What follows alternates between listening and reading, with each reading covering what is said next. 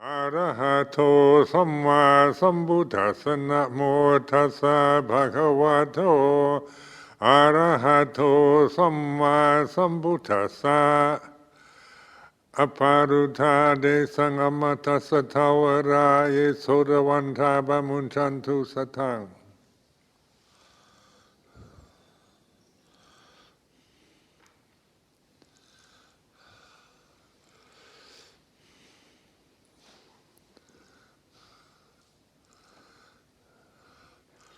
So this morning, Tanaja and Kalyana told me this is autumn in Australia.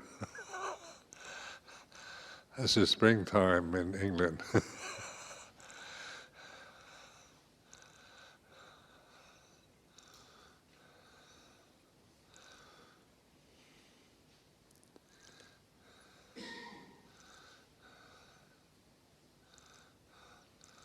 So observe the breath, the body, looking inward, looking at yourself, not looking at others or other things. Get this feeling of just being a listener, awakened, a kind of expansive acceptance of the present moment, not searching for anything or being intimidated by the situation you're in, but just being able to have this sense of observing, being an observer, a knower, rather than somebody that's trying to meditate or get something or get rid of something.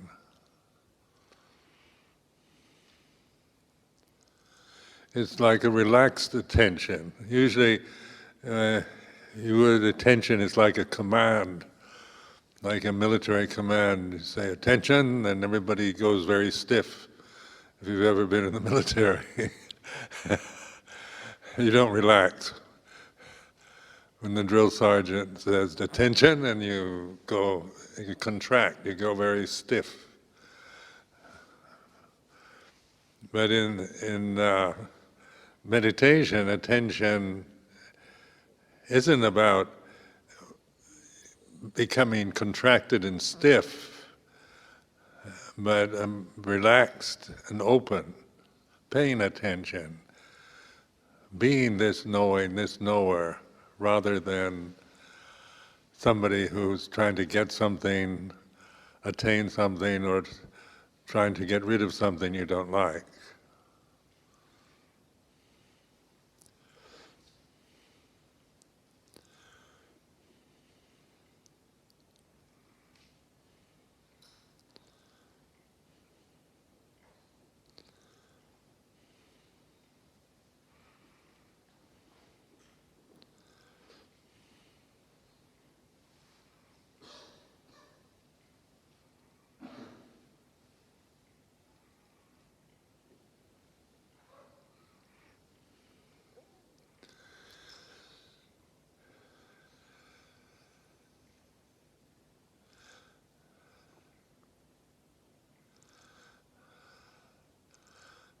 Paying attention, relaxed attention is like listening. It's not judging. It's not to decide what's right or wrong, good or bad, but just listening to the way it is. Whatever you're thinking or feeling at this moment, you're listening. You're aware of it, rather than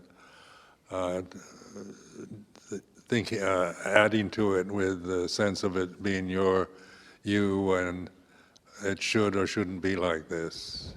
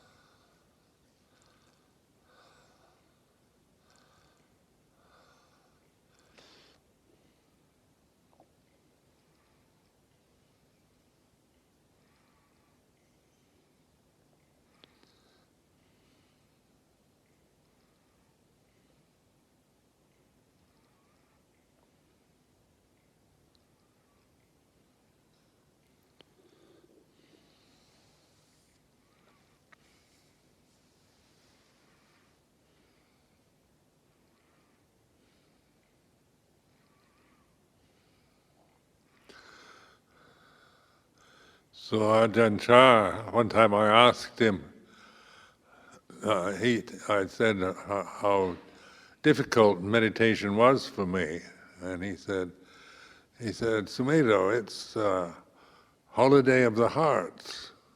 He said, in Thai they say Pakpon Tang Chitchai. I translated as holiday of the heart. And I thought to myself, holiday? That's hard work.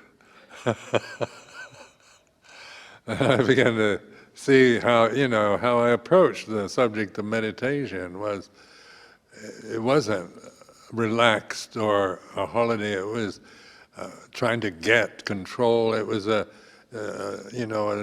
obsession with controlling the mind and trying to get something by getting rid of unwholesome states or getting rid of wandering mind or whatever. So it began to see that holiday of the heart when I started relaxing and opening and not trying to control everything. And just a patient, kind of a gentle, patient practice of returning to the breath or the body, the state of mind, just this sense of patiently doing it like a very simple-minded person, rather than, a highly qualified expert that wants perfection from the conditioned realm. It's much more humbling attitude of just patiently, when your mind wanders, that's okay, you just go back to the present, the Paccuppanna Dhamma, either through the anapanasati, contemplating the posture, the physical body as you're experiencing it now, or the aramana, the state of mind you're in, is like this, with this sense of sati sampajanya, allowing it to be what it is. This isn't judgmental. It's not like following it with other thoughts or proliferating, but it is the way it is. And in that attitude of relaxed attention, you're actually letting go of it. If it is an unwholesome state of mind, or anger, or the mind wanders, just by relaxing and observing it, being the knower, and letting go of it, it resolves itself, it ceases.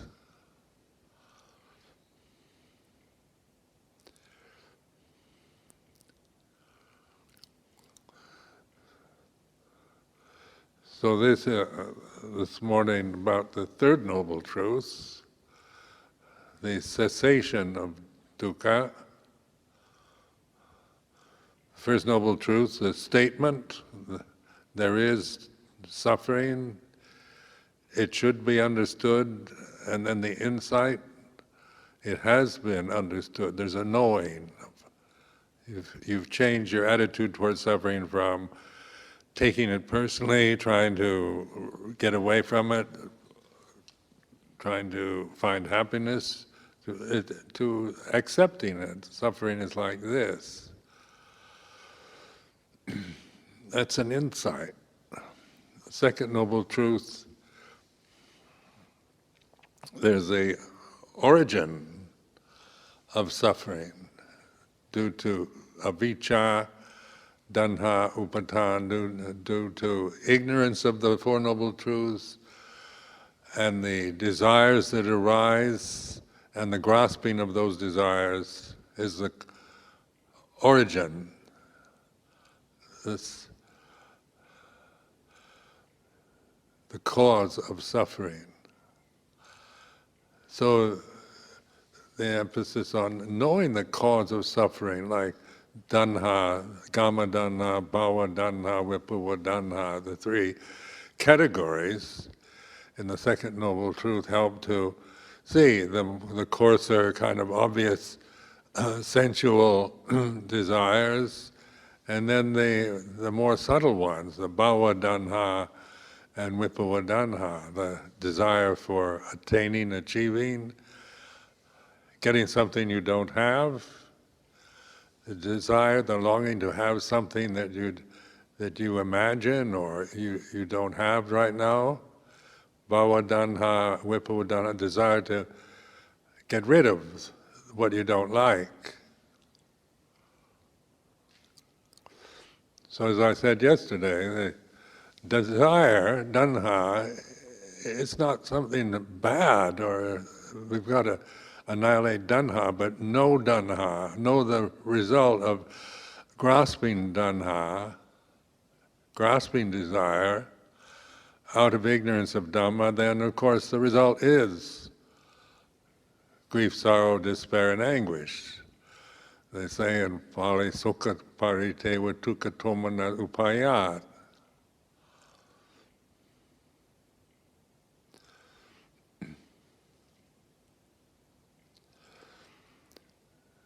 So then the insight, tanha, should be let go of.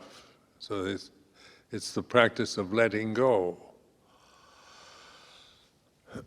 To let go, you have to know what you're attached to.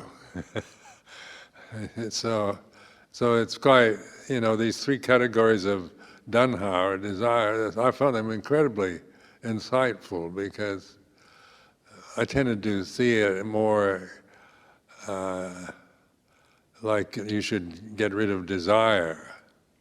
This is how maybe a Western mind would tend to interpret. You shouldn't have any desires, you've got to get rid of them. It's not that. This is a desire realm we're experiencing, so it's not about suicide. Buddha forbade us to commit suicide. It's an offense against the Vinaya. So it's not about annihilating oneself, but it's letting go of this ignorant attachment, just habitual. We're creatures of habit. We become very conditioned by all kinds of things, by education, by religion, by culture.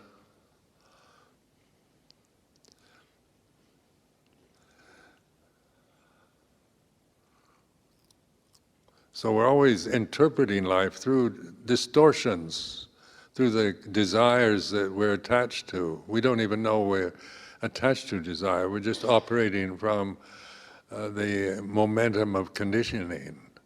So in the Four Noble Truths, it's about waking up to suffering, exploring it, investigating, taking it into its cause, the insight into letting go of the cause. So the practice, when I met Luang Por Chah in 1967, I already had the insight into letting go. So when he asked me what I'd been doing, I told him about the practice. I developed this practice to investigating the Four Noble Truths. I had the insight into letting go of danha, of desire. So he said, very good, keep doing that and learn. But he said with Vinaya, first to learn Vinaya you have to grasp it.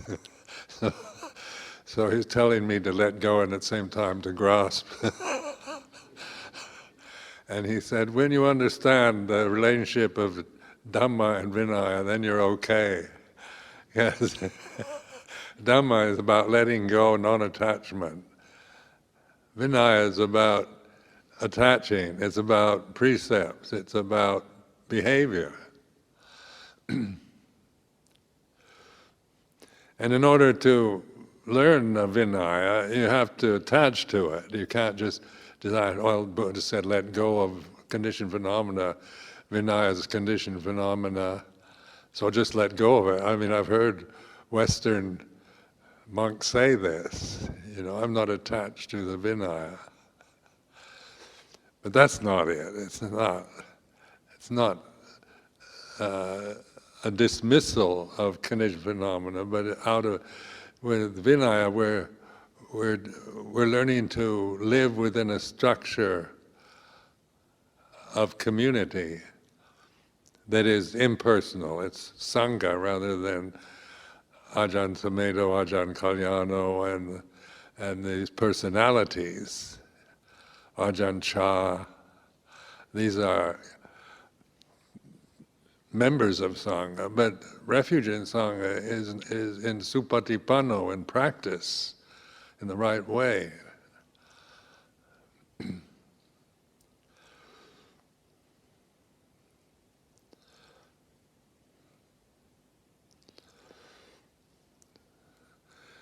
So the cessation of suffering, when you let go of desire, and to repeat myself, it's not an annihilation of desire, but when you let go of desire, then you're aware of its presence and you're aware of its anicca, its impermanence, because desire is a sankhara, so it's changing. That awareness, sati, sampajanya, panya, wisdom, allows desire to be what it is, and when you see the result of attaching to it, you let go of it, which it doesn't mean you get rid of it,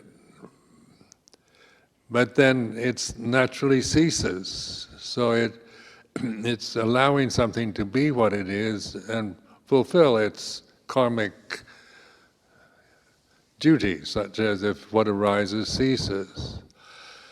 And there's awareness of cessation. There's non-suffering is like this. Do we ever really notice, like anger? We're aware that we're angry. I feel really angry when that person said something I didn't like. We're aware of anger, but do we really appreciate non-anger when there's no anger? Like right now, I'm sitting here and there's no anger. I'm not feeling any anger at this moment.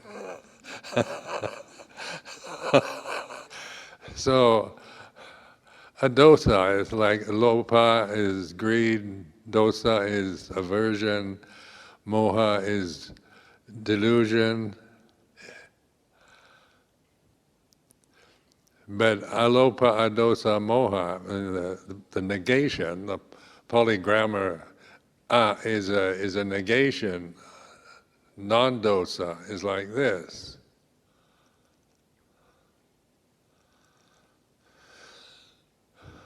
Non-greed is like this, and it's so obvious, but it's never noted.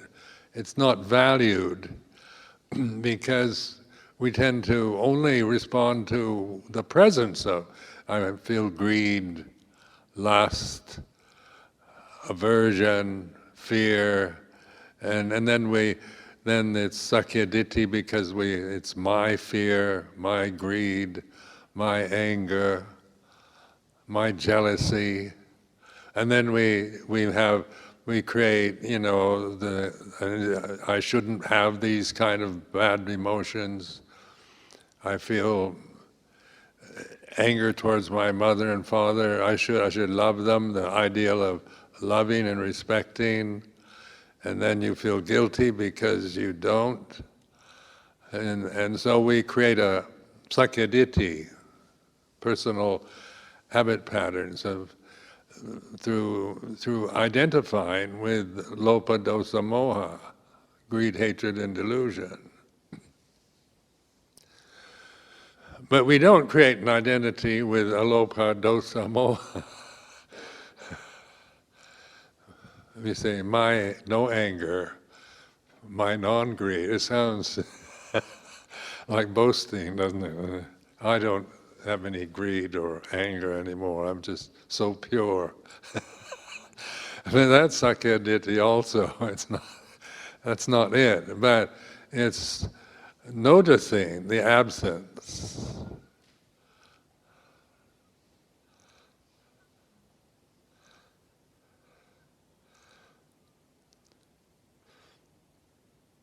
making, even educating yourself, your mind with this wisdom teaching, informing consciousness with wisdom is what we're doing with vipassana, insight meditation.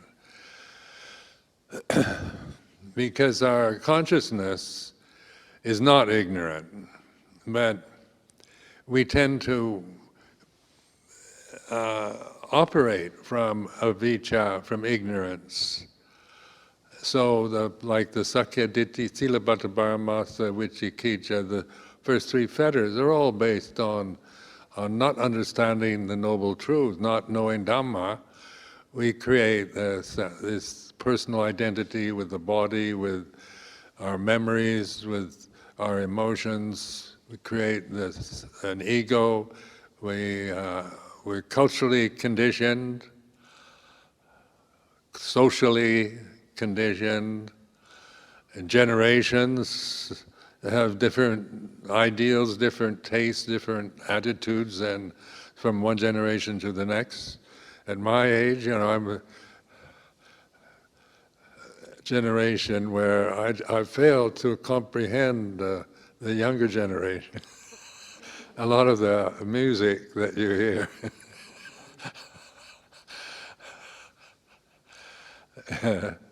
And attitudes and that, because my social conditioning and that was formed, started 80 years ago, so, and things were very different.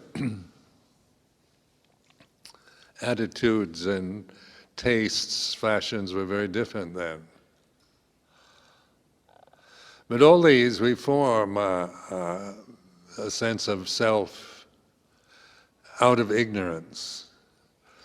So the Third Noble Truth, as we let go of desire, then we're aware of its absence. Desire ceases.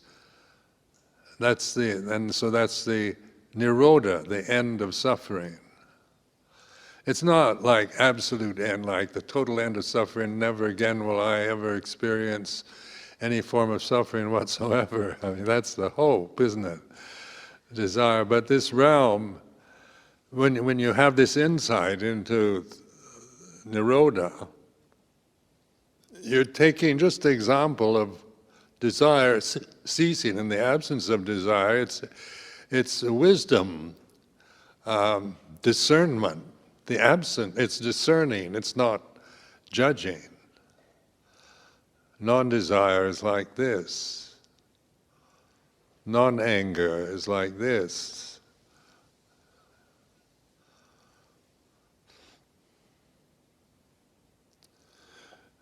So it's educating, informing the conscious reality of this moment with wisdom, rather than just operating the proliferating attitudes and habit patterns and conditions that we've developed in our lives through ignorance of Dhamma. So the statement, there is the end of suffering, end of ignorance. And it's called the Nirodha Satcha, or the Third Noble Truth. So the First Noble Truth is the statement, there is. The Second Noble Truth is there's an origin, and there's an end, there's a cessation. And the Fourth Noble Truth is there is the way to live one's life and not to create suffering. No longer just operating from ignorance, avijja, no longer avijja being the force that we are blinded by, deluded by, but using vijja, or knowledge, wisdom, knowing the way things are.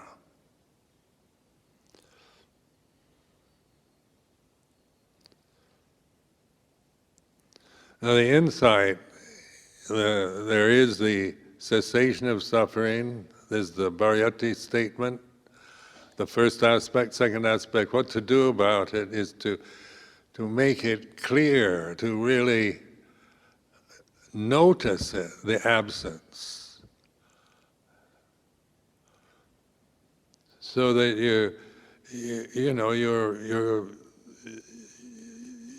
you're respecting this absence of desire, of anger, or of greed, or of delusion.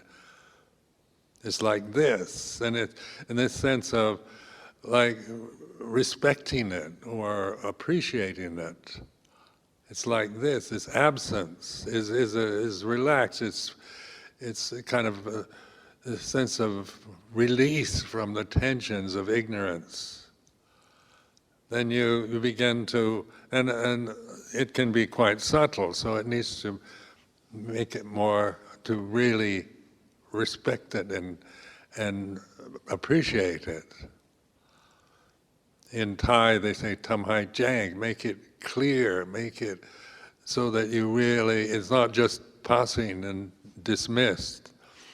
Like we experience Nirodha all the time, but we don't appreciate it, we don't even notice it, because we're always going on to the next thing. So sometimes we do have mystical experiences where suddenly your whole ego drops away. It's some kind of awe-inspiring moment. You're looking at a beautiful sunset or some magnificent view, something that that stops your wandering, thinking mind in a sense of awe, or something that is wonderful, full of wonder, will stop the momentum of just mental proliferating. Sometimes the ego drops away. You experience the bliss of just being released from the tyranny of the self-view. But it takes conditions, something that inspires awe or special for us to notice it, because in ordinary life we don't notice that. We're just caught up in the momentum, the samsara vata, the cycles, the endless cycles that repeat themselves. So this samsara vata is a Pali word for the world, it's just, you're just caught in the momentum of these cycles, and they repeat themselves till we die, or we know Dhamma, we realize Dhamma.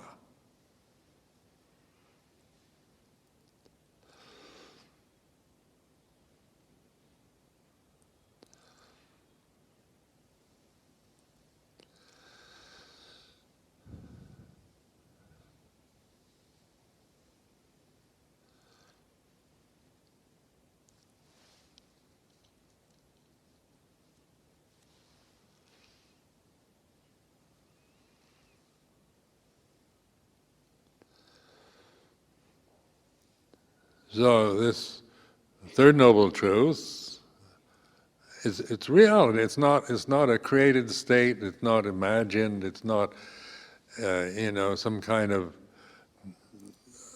heavenly realm that we kind of float in a cloud of bliss. It's quiet, but it's empty. It's where things cease. There's consciousness still operating, but we're not proliferating into it. We're not grasping desires or trying to reject them. Things still arise and cease. The momentum of our karma, our vipaka karma, still operate, but our relationship to it changes from ignorant reaction, blind grasping or repressing, to knowing. And the ultimate knowing, when the Buddha gave his first sermon at Saranath, the Dhammacakka Pavattana Sutta ends with Anya Kondanyo. Kondanyo knows, understands. What does Kondanyo understand? All conditions are impermanent. It's this simplicity of this knowing. It's not like he understands everything in the world and who created it, and how about the sun and moon and stars and Jupiter and Mars. Kondanya probably never heard of Australia. So, everybody, probably the Buddha didn't even know about Australia, or Europe, in fact. But that's not those are knowing about things, isn't it? Like Australia is a thing. we point, as they say, this land is Australia. The land itself doesn't announce that its name is Australia. No, the land here. It says, I am Australia. It doesn't. It's just land. But it's a human culture, human conventions. This is Australia, that's New Zealand, that's the UK, and we make these pronouncements from our cultural conditioning. But Kondanya, what he realized, doesn't sound like, he realized all that arises is subject to ceasing. But Kondanya realized it was reality. It wasn't just intellectualizing or just agreeing with the noble truths. There's some kind of intellectual appreciation of it. It's jnana dasana, jnana. It's profound insight, knowledge, and understanding. Direct knowing through one's own insight, not through because the Buddha said so.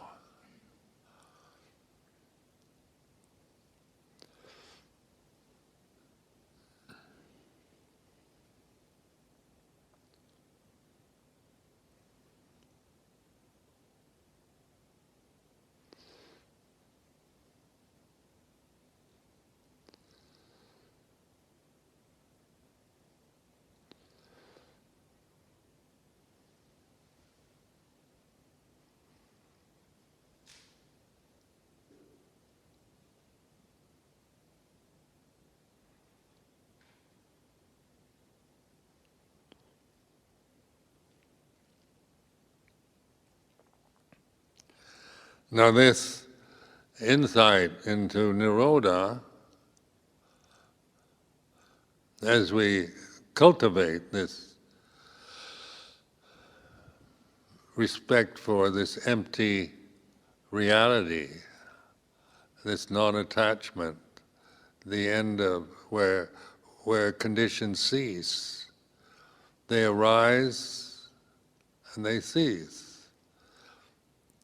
When conditions cease, there's still consciousness.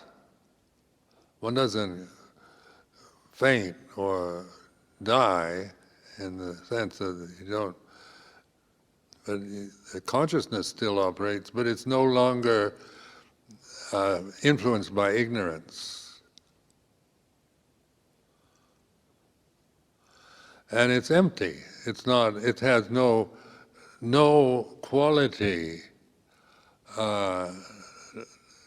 no characteristic except of knowing.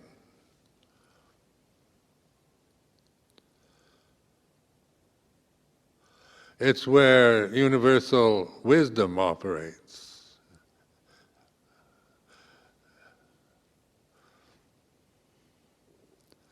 So usually we experience consciousness through senses, through seeing, hearing, smelling, tasting, touching, thinking. Because in order to see, we have to be conscious. In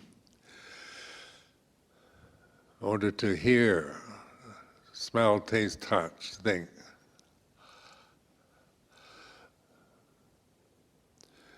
But consciousness itself is not dependent on seeing, hearing, smelling, tasting, touching, thinking.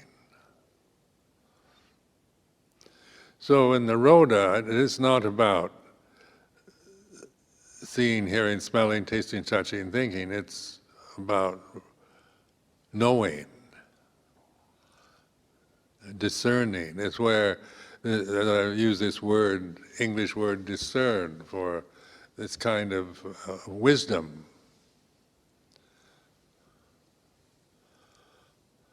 It's not about true and false anymore. The true and false is about, worldly things, but it's discerning reality from delusion.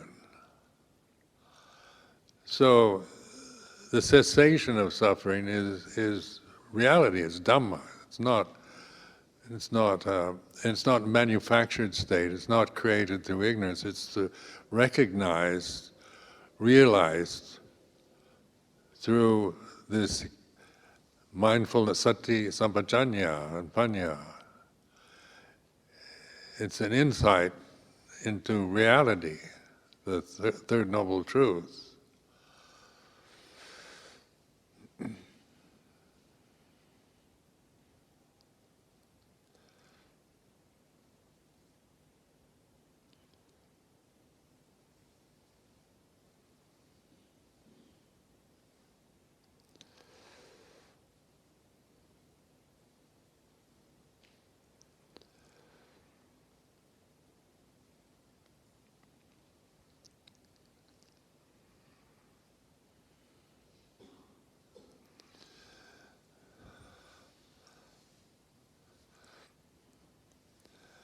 The door to the deathless is open. Abaruta de sangamatasa tawara. Amatasa tawara, the door, the gate to the deathless. So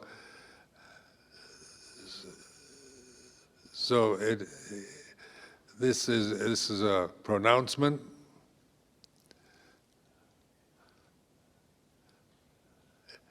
It is something you release your faith into. It's something.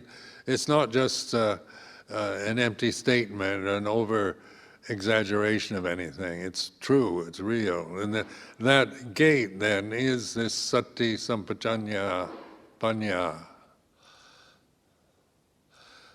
When you investigate conscious experience and through these Four Noble Truths, then you see that it's the only possibility that any of us have to escape from the force of ignorance and habit patterns that we're so blinded by. Is through sati, sampajanya, and panya. So then, this is, the conditioned realm is about time, reality. We believe in time as our reality, and then the conditioned world is the real world. and these bodies this body is really me, and my emotions and my fears and desires are my problems. Me and mine, we're thoroughly convinced and committed to this sense, this delusion as the real world. But this is conditioned phenomena. This is not the way things really are. It's the way we think and interpret our lives, our experience, through ignorance, through avijja. So the Buddha's teaching is the awakening teaching. Wake up, pay attention, investigate. It's not a belief system which you commit yourself to Buddha's teachings on belief, but it's this. These Four Noble Truths are for investigation. They're not for grasping or belief.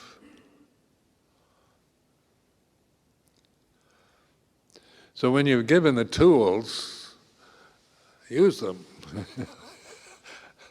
They're meant to be used, they're not just worshipped or just. We can memorize the Four Noble Truths quite easily. There's not that much to memorize. Then we can go into Abhidhamma and memorize all kinds of marvelous terminologies. But actually, the Four Noble Truths is enough. It's not. It can be. People see it in a Buddhist society in London. They used to regard Four Noble Truths as kind of basic Buddhism. People who come to the Buddhist society and interested, they don't know nothing about it, you teach them the Four Noble Truths, and then you go to advanced things like Mahayana or Tibetan. So Theravada, when they wanted basic Buddhist teachings, they invite me to the Buddhist society to teach the Four Noble Truths. It's like you're permanently in a position of like primary school Buddhism. And actually, I found, that the Four Noble Truths is the teaching that the Buddha gave, and it's a practical teaching, and it's through your life. I've used it through my life as a monk, to remind myself of the things that I have to experience as a Buddhist monk living in Thailand or England or wherever, because you're subject to, you've got what they call vipaka karma, resultant karma that arises from the past. So I have personal tendencies, attitudes, challenges. We all have individual. Vipaka karma is not the same for everybody. That arises.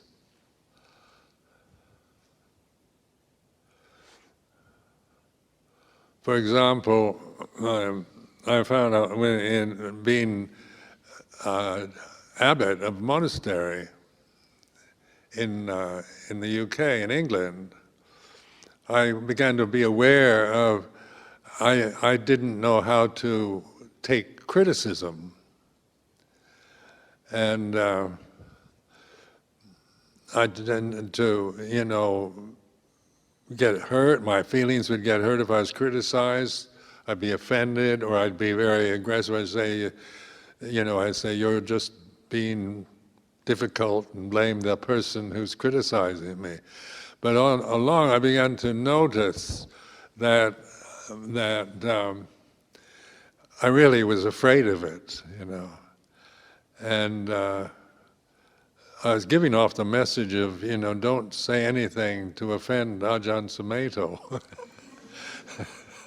So one day I happened to think, is this what I'm doing, living ahead of a community, saying, your practice living here at Chithurst is just to not offend me,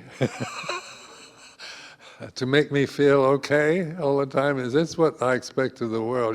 Taking it to absurdity, to a kind of absurd reality. Is this what a head of a monastery is supposed to be doing? And so I saw that this weakness, the vipaka karma of my personality and fears.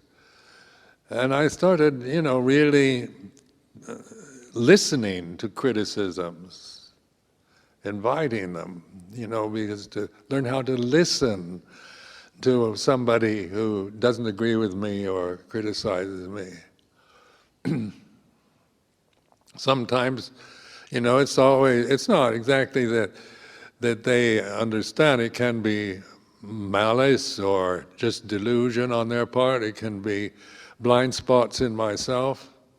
But this sense of listening, I'd listen, I could hear the words that the person was saying, I could feel my own emotional reaction. And this is like conscious awareness The silent mind allows both the experience that you're not shutting out what somebody's saying, you're not refusing to listen, you're not ignoring your own emotional reaction that arises when you hear things you don't like. It's like this. But there's a knowing, this refuge in Buddha Dhamma Sangha becomes stronger and more, and you become more confident because you're not asking favors from life or special privileges because to support your personality anymore.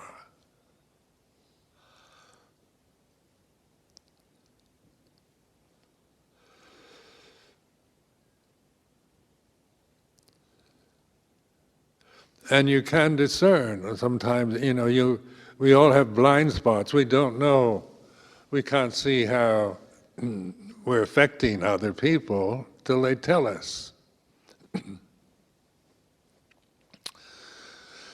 So, you think, well, I'm the senior monk and you should respect me as one.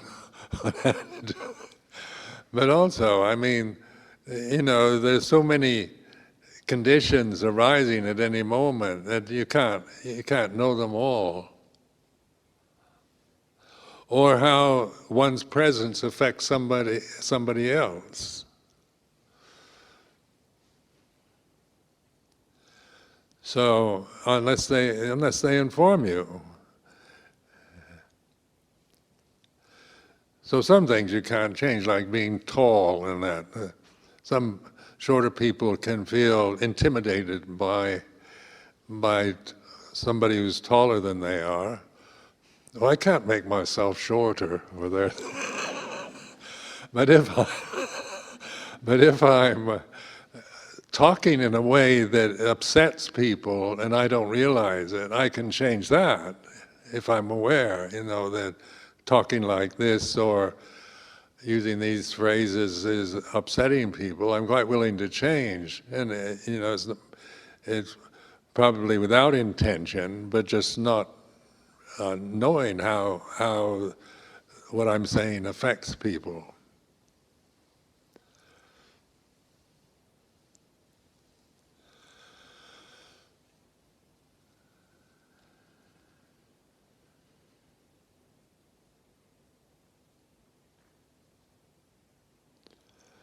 So in my life as a monk, just these Four Noble Truths I've taken them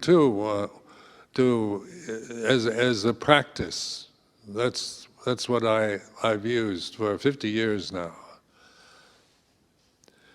And I found it just so,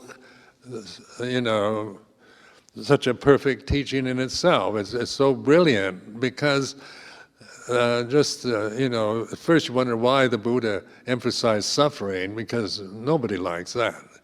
Where other religions emphasize love, about love, God's love, and things like this, and that's inspiring.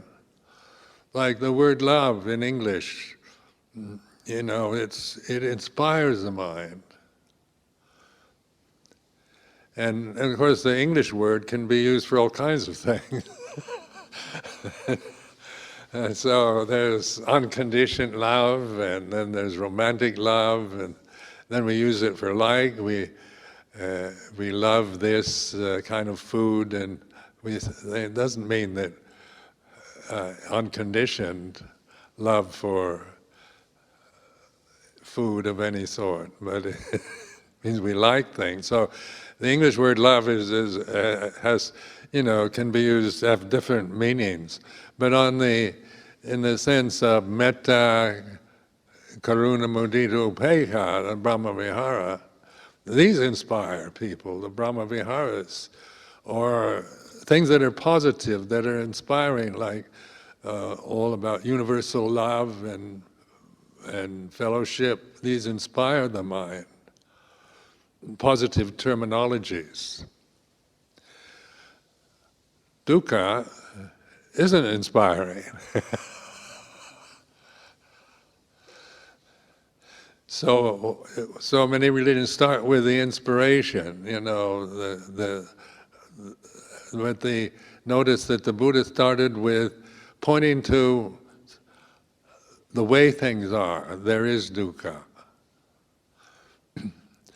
And even though many people don't want to admit that, they always we should be happy and love each other and be compassionate and all that. That's not the way things are. Sometimes it's like that, but the conditioned realm is like this. So the Buddha is saying, wake up to the way things really are, to the reality of conditioning is like this. And then eventually that takes you to, the foundation of everything is, you could call it love or metta, non-aversion.